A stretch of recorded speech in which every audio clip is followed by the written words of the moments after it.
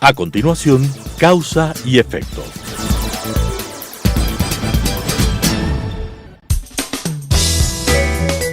Clasificación B, bajo supervisión de un adulto.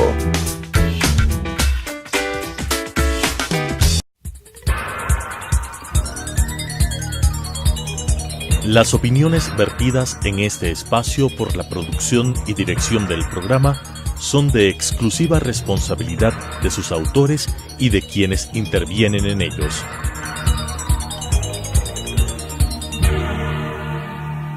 Telesucesos Canal 29 UHF presenta Causa y Efecto. Los efectos en política y economía analizados desde su causa, con la conducción de Diego Ordóñez. Causa y Efecto. Bienvenidos a Causa y Efecto, los efectos de la política y en la economía analizados desde las causas. Un elemento que afecta la estabilidad, afecta a la economía, afecta el buen ambiente, la calidad de vida de las personas, tiene que ver con las amenazas a la seguridad. Recientemente hemos tenido que pasar episodios que nos han puesto frente a esa dramática situación, el nivel de inseguridad que tenemos ahora en la frontera norte, amenazada por narcoguerrilla, por violencia y la incapacidad del Estado de enfrentar. 10 años de abandono nos ha reventado la cara un problema sobre el que se había discutido mucho, pero sobre el que muy poco se había hecho. Hoy vamos a conversar del tema con el coronel Mario Pazmiño. Él fue jefe, a cargo de la inteligencia militar y en un momento histórico, yo diría de alta relevancia, cuando se produjo el ataque de Angostura. Vamos a revisar con él ese momento, las implicaciones para la seguridad y lo que se tiene que hacer hacia adelante para que el Estado reconozca que hay este problema y lo enfrente adecuadamente. Mario, gracias por estar aquí. Gracias, muy gentil. La semana pasada estuvo aquí en este espacio María Belén Arroyo de Revista Vistazo y presentó una extensa documentación o digamos información sobre las investigaciones que había hecho la prensa denunciando las amenazas en la frontera. Uh-huh. Estoy seguro que el área de inteligencia, ¿no?, estaba al tanto de eso. ¿Qué pasaba? ¿Por qué no había una estrategia respecto a la amenaza de la narcoguerrilla en la frontera norte? Bueno, anteriormente a la llegada de Correa al poder, existía un proceso bastante sostenido de colección de información en la frontera. Habían unidades especializadas que operaban en el cordón fronterizo, tanto peruano como colombiano, y estas unidades pues se encargaban de realizar los análisis correspondientes con relación a esas amenazas. Sin embargo, esas amenazas estaban en ese tiempo encapsuladas en lo que son el departamento de Nariño y el departamento de Putumayo. Era muy poca la presentación y lo que permeaban hacia la frontera ecuatoriana, lo que se llamaba estos famosos persecuciones en caliente. Pero esas persecuciones en caliente generalmente eran porque estas fuerzas ingresaban y salían inmediatamente del territorio ecuatoriano para evitar la confrontación con fuerzas colombianas. Esa era la estrategia que utilizaban. Es una frontera de cerca de 700 kilómetros sumamente permeable, en la cual pues teníamos por parte de las Fuerzas Armadas diferentes dispositivos de seguridad a lo largo de la frontera. La mayoría de ellos con otra concepción diferente a la de Colombia. Nosotros teníamos una disposición de seguridad fija en base a destacamentos y patrullajes en la zona. Esto que describes era anterior a la llegada de Correa. Anterior a la llegada de Correa. Posteriormente se dan dos sucesos que son sumamente importantes. Primero hay el efecto globo en Colombia, y el efecto globo en Colombia no es otra cosa que la acción que realiza Uribe sobre los centros de acopio y plataformas internacionales de distribución, y estos centros de acopio y plataformas internacionales de distribución comienzan a ser aniquilados y eliminados en Colombia. Eso era parte de la estrategia militar de Uribe. Parte del Plan Colombia y parte de la estrategia de Colombia de reducir las plantaciones de coca. Solo por citar un ejemplo, Pastrana recibe con 135.000 hectáreas, entrega a Uribe con cerca de 97.000 hectáreas. Uribe emplea toda esta estrategia y lo deja con 40.000 a Santos. Santos va al proceso de paz y se disparan a cerca de 230.000 hectáreas. O sea, más o menos para tener una idea clara. Pero regreso al punto. ¿En qué consistía este efecto globo? El efecto globo consistía en que los carteles de Colombo mexicanos que operaban en estos departamentos y hacia un poco más al interior de Colombia, se dan cuenta que estaban perdiendo la lucha que se estaba radicando en Colombia. Habían recibido unos golpes muy fuertes por parte de la administración de Uribe y deciden buscar otros países o escenarios donde sea mucho más favorable el desarrollo de esta actividad ilícita. Entonces, consideran países donde generalmente tengan una mayor aceptación estas corrientes de izquierda y que propongan todo lo que sea contra el imperio. Segundo, que exista un alto nivel de corrupción, que la justicia sea comprable, que las autoridades sean comprables, que los sistemas de seguridad y control sean deficientes, que tengan apertura en las fronteras. En definitiva, para no seguir alargando la lista, lo que estaban describiendo era al Ecuador y a Venezuela. Y dijeron, señores, Venezuela, ok, es perfecto, porque ahí tenemos una zona también que hay un corredor de abastecimiento y movilidad de droga que se llama el Corredor del Caribe.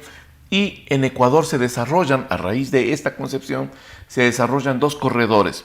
En un corredor que se llama el Corredor del Pacífico, que arranca desde el sector de Buenaventura, más o menos más arriba de Tumaco, el departamento de Nariño, y se traslada por toda la costa ecuatoriana hacia el sector del departamento de Piura, en Perú. Este estaba conectado con las plataformas internacionales de distribución. ¿Qué son las plataformas internacionales de distribución? Son los puertos y aeropuertos que tenemos a lo largo de la costa ecuatoriana. Se desarrolla un segundo corredor. Este corredor se denomina Corredor Amazónico. Y Solo para ubicar temporalmente, ya estamos hablando en época de Correa. Estamos hablando en la época de Correa. El Corredor del Pacífico y el Corredor Amazónico. Correcto. Estos dos corredores comienzan a materializarse. Anteriormente habían rutas, pero no los corredores en la magnitud que tenemos al momento. Porque lo interesante sería el poder presentarlos, cómo fue la variante desde el 2005, cómo las trazas, que son las rutas marítimas y aéreas que salen desde territorio ecuatoriano hacia Centroamérica y hacia México y Estados Unidos, en el 2005 no creo que pasaban de alrededor de unas 25 trazas que salían desde el territorio ecuatoriano. Para el 2011 tenemos un incremento, yo diría, de un 90% de trazas. O sea, hay un incremento alarmante. Y el 2016 es una cosa bastante, yo diría, espeluznante ver que esto se quintuplica la cantidad de trazas que existen al momento. ¿Fue favorable para toda esta explosión de rutas y de comercio y de producción el haber eliminado la base de Manta? Fue uno de los errores que nos Errores desde la óptica de la concepción de gobierno. Y de seguridad. Y de seguridad, a eso me refiero yo. Fue un error garrafal porque no reemplazamos los sistemas que tenía esta base de Manta. Recuerda tú que el presidente Correa dijo, ok, necesitamos más soberanía antes que estas bases militares, por lo tanto salga la base militar, pero vamos nosotros a reemplazar, vamos a colocar sistemas, equipos, alta tecnología que nos permitan cumplir lo mismo que está cumpliendo la base de Manta. Eso fue un fracaso total. Tuvimos cerca de 10 años de indefensión aérea. Recién en el mes de marzo, antes de que entregue el presidente de la República saliente al señor Lenín Moreno, recién estaban inaugurando unos radares, si no estoy mal, son españoles. Entonces hay un proceso de indefensión. Por eso es que el presidente Lenín Moreno se refiere a que existió una permisividad en la frontera, y esto es parte de esa permisividad. Démosle un contexto más amplio a esto. Se ha denunciado la posibilidad de que el presidente Correa, siendo candidato, recibió apoyo de las FARC, apoyo económico de las FARC. Las FARC, una fuerza militar, ¿no?, vinculada al narcotráfico, es funcional y es parte de todo este entramado de producción y comercialización de narcóticos. Una de las acciones que toma el presidente Correa es la de eliminar la base de Manta. Quisiera insistir y subrayar el hecho de que, a la luz de lo que el coronel Pazmiño acaba de mencionar, sacar la base de Manta, dejar indefensión, sin reemplazo esos mecanismos de seguimiento de todo este entramado de narcotráfico, significó que la producción y el tráfico se disparan. se dispare. Se disparan. Sí, porque tenemos ya un incremento notorio de la actividad y el país en esta etapa cambia de estatus. Eso también es otra cosa que las autoridades no lo reconocen. Pasamos de ser un país de tránsito y lo que algunos políticos desinformados lo llaman, somos un paraíso todavía entre dos grandes potencias de narcotráfico. Están equivocados. El cambio de estatus es que al momento somos reconocidos no solo internacionalmente, sino por la comunidad regional y por todos los organismos que manejan el tema de drogas, como un país de acopio y plataformas internacionales de distribución. Eso es lo que somos en la realidad y eso viene concomitantemente con los problemas de inseguridad que tiene el país. ¿Por qué? Porque cada uno de estos centros de acopio, estos corredores y estas plataformas necesitan personas, y ahí entra el famoso señor Guacho, personas que protegen estos corredores y estas caletas. Y lo que hacen los carteles colombo-mexicanos, al momento ya los mexicanos, que son los que están apoderados de la parte del departamento de Nariño y la provincia de Esmeraldas, lo que están haciendo ellos es contratando a estas organizaciones residuales para que cumplan la tarea de protección de estas vías y también de estos ¿Qué quiere decir lugares. con organizaciones residuales? Gran parte de las autoridades hablan de las disidencias, pero otros analistas, y yo comparto con ellos, colombianos, hablan de las organizaciones residuales. ¿Por qué? Porque las FARC, en el proceso de paz, si analizamos concretamente, hubieron dos ganadores. El uno, el presidente Santos, con su Premio Nobel de la Paz, y el segundo, las FARC, porque las FARC logró posicionar algo que no lo podía hacer desde los 60 años de lucha, un estamento político dentro Formal. del Senado, exactamente formal, y con reconocimiento nacional dentro del Senado. Y dejaron a la fuente de financiamiento exactamente en la frontera. Y dejaron también la estructura militar. Que recuerden, señores, que el señor Timochenko, si no estoy mal, él reconoció cerca de 900 caletas y Naciones Unidas solo logró ubicar alrededor de 170. Las otras caletas nunca se ubicaron. ¿O no recuerdan ustedes también que cuando el señor fue a visitar uno de estos centros de reunión que están utilizando las guerrillas o de acogimiento, pues ahí le salieron a recibir con armamento los exguerrilleros? Todas esas cosas nos hacen pensar, y eso es parte del análisis que tienen algunas organizaciones colombianas e internacionales, de que las FARC fue el gran ganador del proceso de paz. Mantiene al momento una estructura militar clandestina. Y esos son los famosos disidentes. A esto le sumamos el tema del narcotráfico y te da una cápsula detonante tremenda en el sector. Se dijo que el acuerdo de paz iba a provocar que la condición de violencia que se afincaba en la frontera iba a ser superada. La evidencia muestra que no era así. Eso estaba previsto, era previsible. Timoshenko y la cúpula de las FARC recibieron puestos regalados, representación política regalada e impunidad regalada por el presidente Uribe con el acuerdo de paz. Correcto. Y las Fuerzas Armadas pues se quedaron en la frontera. Yo coincido contigo, no son disidentes. Es parte de lo que las FARC, como las FARC enfrentaron. Se sientan en el Senado, pero tienen todavía su fuerza militar y además su fuente de financiamiento. Correcto. Porque ahí tienen muchísimo dinero. Es que ellos se dieron cuenta de que necesitan el tema del secuestro, el tema de la extorsión, el tema de las vacunas, era un rubro muy pequeño, pero el tema del narcotráfico era un rubro que facilitaba todo el financiamiento del secretariado y de los diferentes frentes. Solo para poner un ejemplo, el señor Guacho, que es una pieza chiquita dentro de este entramado del cartel de Sinaloa, el señor maneja cerca de 7,000 hectáreas en el Alto Mira. Eso implica que él tiene una producción semanal de cerca de 25 a 27 millones semanales. Calculen ustedes, ecuatorianos, cuánto se puede hacer con 25 millones semanales en manos de esta persona. Pueden comprar autoridades, comprar armamento, equiparse de mejor manera, comprar milicianos y tener mejor información. Por eso las FARC tenían un grupo de gente que hace sus relaciones públicas, sus relaciones diplomáticas. Yo insisto, repito y vuelvo a repetir hoy, que una de ellas era la ex senadora Piedad Córdoba.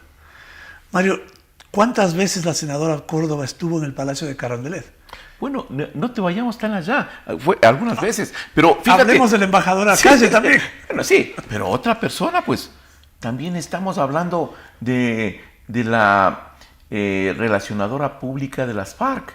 Se me fue el nombre de esta persona, pero también que estaba vinculada con la señora Calle, y ella estuvo trabajando aquí en la Asamblea Nacional, trabajando como parte del grupo asesor de un parlamentario, de un asambleísta de Alianza País. No, de Tulcán. Antes de Correa, ya estuvo acá, y ella era el contacto de Raúl Reyes para América Latina. Y Nubia Calderón. Nubia Calderón, se me fue el nombre, perdón. Ella estuvo aquí trabajando. Hay varias fotos de Nubia Calderón con María Augusta Calle, y también con Aizalia, y también con Raúl Reyes. Y también lo que no se ha dicho es que esa persona estaba trabajando de asesora de un señor asambleísta por Tulcán. Entonces, no es que la penetración solo se dio en cierto... Ya venía esta penetración desde mucho tiempo atrás. Pero, ¿qué iba a hacer la ex senadora Córdoba al Palacio de Gobierno? ¿A tomarse un café con el presidente? ¿O a hablar en nombre de sus representados? Eso sería interesante preguntarle al señor Correa, que él siempre consideró que era un grupo guerrillero, un grupo subversivo, decía él. Y en vez de ser un grupo delincuencial, que era lo obvio, ¿no? Es un grupo narcoterrorista, porque el rato que tú le colocas un explosivo a una persona en el cuello y con eso amenazas a una localidad, no es que es un acto de subversión, eso es un acto criminal de terrorismo y causa un efecto de terrorismo. Cuando tú tienes a personas secuestradas y comienzas a negociar con esas personas y haces matanzas en pueblos, cuando tú lanzas morteros contra poblaciones donde la ciudadanía no tiene la menor idea de lo que está pasando y le caen las bombas de encima, ¿qué es eso? Eso se llama terrorismo. Entonces, quisiera una valoración objetiva para cerrar esta primera parte. El presidente Moreno habla de la frontera desprotegida. Uh-huh. Tú has mencionado una serie de hechos que justifican esta calificación. ¿Esto fue simplemente un acto de despreocupación del gobierno o uno puede calificar que fue un acto premeditado del gobierno de Correa? Bueno, yo me voy a los hechos. Primero, veamos qué dice el Foro Sao Paulo. Pues. El Foro Sao Paulo dice claramente que tiene que debilitarse a las Fuerzas Armadas y tiene que eliminarse los sistemas de inteligencias, porque según el Foro, que es el bastión del socialismo del siglo XXI, ellos consideran que la antítesis de un proceso revolucionario son las Fuerzas Armadas y los sistemas de inteligencia. Bajo esa concepción, lo que vemos posteriormente es que ese Foro de Sao Paulo también, ¿a quiénes nomás recoge pues del Foro de Sao Paulo? Todas las organizaciones de extrema izquierda del continente y además de eso... Incluido las FARC. Incluido algunos grupos levantados en armas. Ahí está MRTA, Ejército de Liberación Nacional, las FARC, está Frente Sandinista de Liberación Nacional, Frente Zapatista también. Entonces, estos grupos también son parte del foro. Por un lado, ahí, si le sumamos a esa situación, que ya hay una injerencia directa, y por eso es que nunca les quiso calificar de grupos narcoterroristas, también hay la colaboración, pues.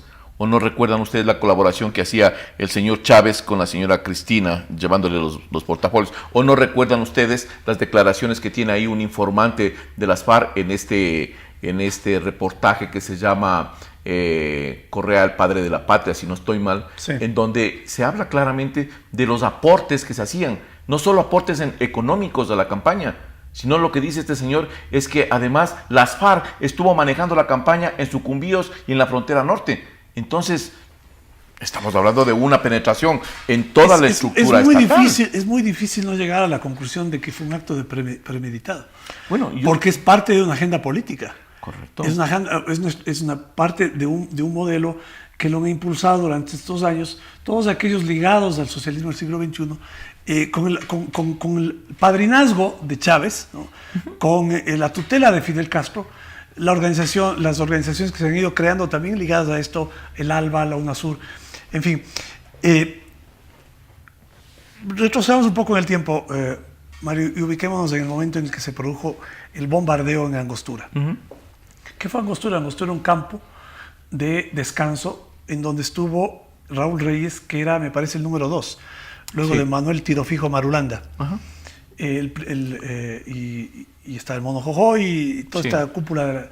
Los miembros del secretariado. Los miembros del secretariado que la izquierda les ha iconizado, ¿no? Sí, son mártires. Ya faltan las camisetas con las fotos de ellos, igual que las del Che. Tú eras jefe de inteligencia, a cargo de la inteligencia militar. ¿Por qué no supimos de ese campamento? La pregunta es precisa y me da la oportunidad para ganarme unos minutos explicándoles a los ecuatorianos. A ver, primero, el presidente Correa siempre decía que el sistema de inteligencia militar informaba A la CIA. a las potencias, a la CIA y tanta situación. Yo siempre le dije, demuéstrelo.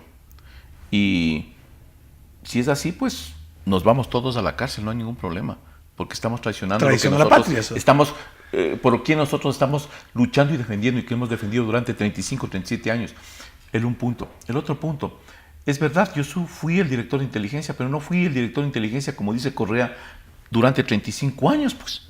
Yo recién llegaba de Washington, de agregado militar, y el comandante general del ejército me pide a mí que asuma las funciones de inteligencia, y yo le manifesté en ese tiempo al comandante general del ejército que ese era un puesto para un oficial general. Yo era coronel. Me dijo que no, que tenía experiencia y que por favor lo maneje. Yo me hice cargo de la dirección de inteligencia, de un departamento que no era todavía dirección de inteligencia. Y en el proceso, que duró más o menos hasta el mes de enero, se posiciona como una dirección. Yo estuve de director de inteligencia un mes, 18 días.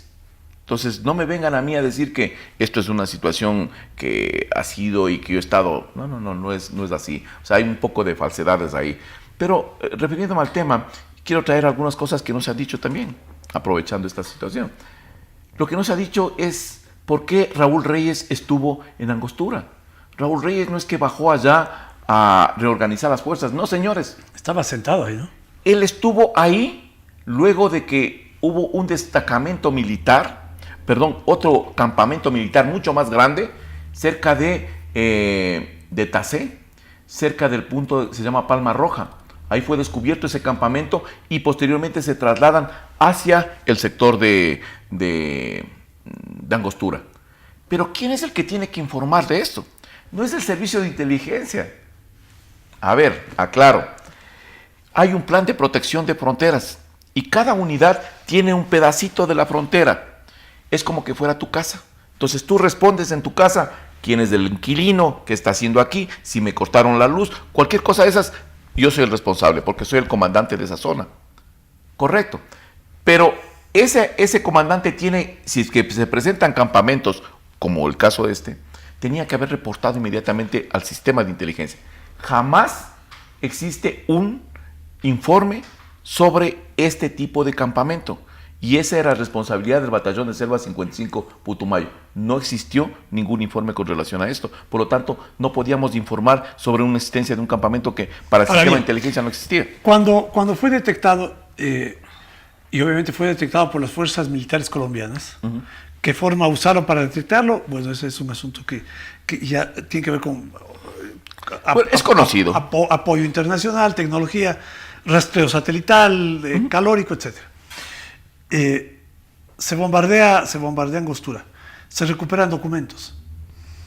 ¿Por qué, tú recuerdas por qué Correa estaba afirmando que no hubo cuidado de la cadena de custodia de esos documentos para decir que esa información fue adulterada? Aquí hay unas cosas que son interesantes. Primero, el señor, en ese caso ministro del Interior, creo que Gustavo Larrea, con el señor Chauvin, desesperadamente van al campamento de Angostura a ver qué pasaba allá después del bombardeo, a ver cómo había quedado toda esa situación.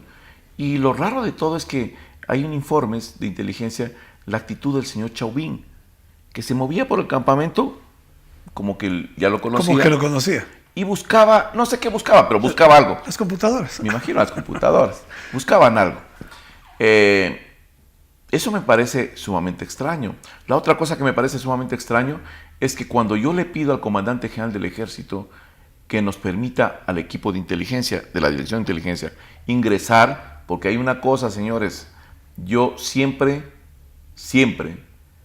no es que delegaba las misiones, yo siempre las hacía personalmente las misiones. Yo pedí ingresar como coronel Pazmiño, director de inteligencia, con la gente mía, a hacer un rastreo de toda la área. Nunca me autorizaron, me dijeron que continúe con las coordinaciones con Colombia, y eso está ahí en los informes, todas estas cuestiones. Entonces, lo interesante es que Raúl Reyes, y permíteme que regrese un poquito históricamente, Raúl Reyes no es que estaba ahí organizando las estructuras de este campamento, no. Raúl Reyes estaba ahí porque el secretariado de las FARC se dio cuenta de que habían varias caletas llenas de dinero y en Angostura se materializaron los bancos de las FARC. Bancos de las FARC, donde tenían la plata las FARC. Eso fue a chequear Raúl Reyes. Claro que durante ese desplazamiento cometió un sinnúmero de errores de seguridad. Le clavaron allí micrófonos, le clavaron localizadores, le clavaron posicionadores, cayó el bombardeo y hasta ahora, las FARC, la inteligencia colombiana, me imagino que también parte de la inteligencia nacional, andan buscando en la Angostura esas caletas.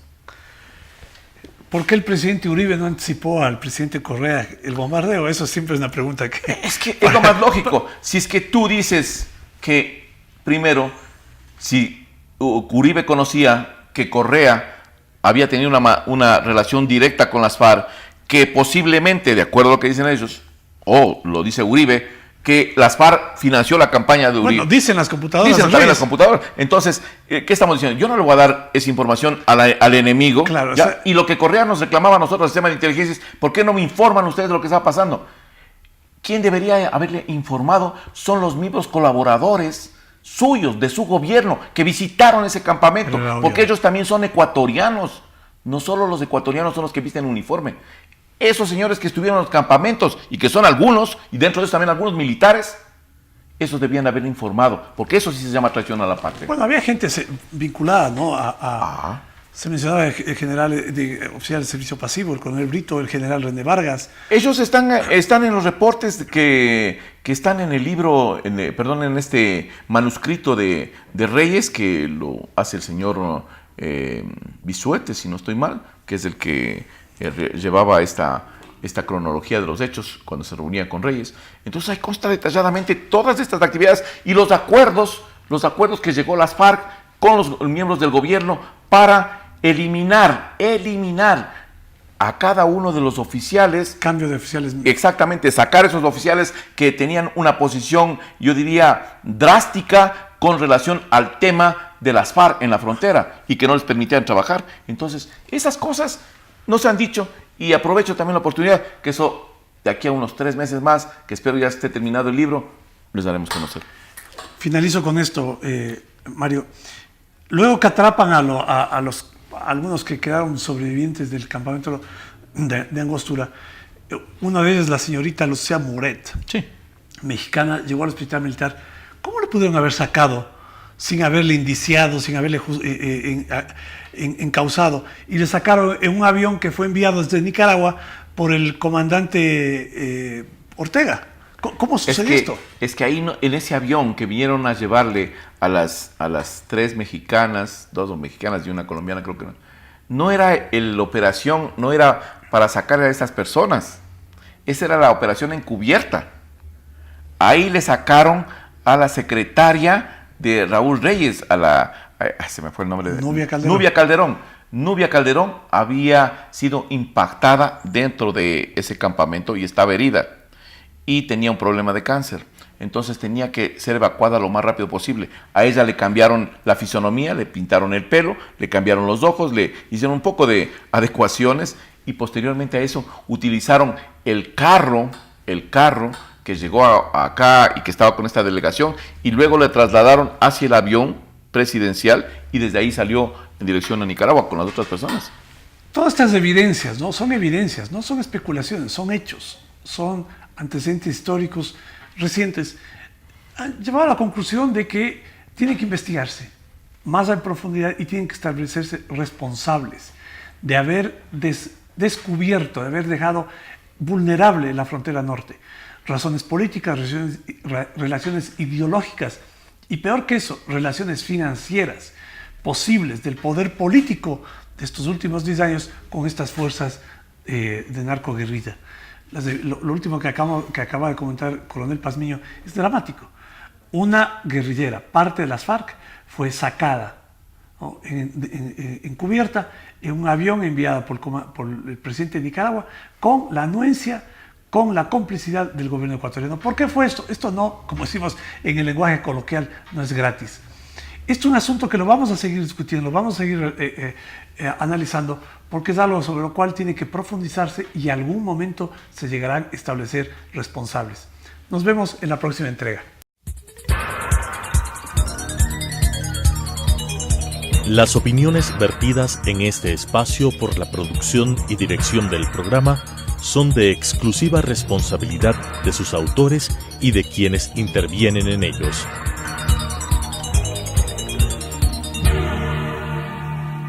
Telesucesos Canal 29 UHF presentó Causa y Efecto. Los efectos en política y economía analizados desde su causa, con la conducción de Diego Ordóñez.